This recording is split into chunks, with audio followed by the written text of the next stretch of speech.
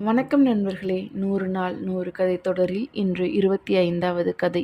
கம்பன் வீட்டு கட்டுத்தறியும் கவி பாடும்னு கேள்விப்பட்டிருக்கோம். ஆனா அந்த கம்பனுக்காக சரஸ்வதி தேவியே கிழங்கு வித்த கதை உங்களுக்கு தெரியுமா?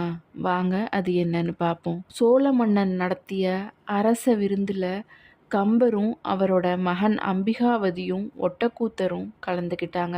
அம்பிகாவதியும் சோழனோட மகள் அமராவதியும் காதல் வயப்பட்டிருந்தாங்க. அம்பிகாவதிக்கு பரிமாறத்துக்காக அமராவதி உணவுடன் வந்தா. அதை பார்த்த அம்பிகாவதி இட்ட அடி நோக, எடுத்த அடி கொப்பளிக்க, பட்டில் சுமந்து மருங்கு அசைய அப்படின்னு வருத்தத்தோட பாடினான். அதாவது சுமையோட வரதால அம்பிகாவதியோட மென்மையான பாதங்கள் தரையில பட்டதும் நொந்து போகுதாம்.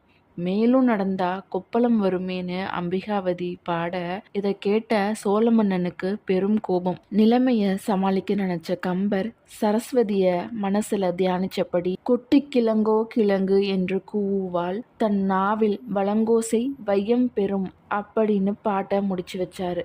அப்போ வீதியில சரியா கிழங்கோ கிழங்குன்னு கூவியபடி ஒரு பெண் நடந்து போனா.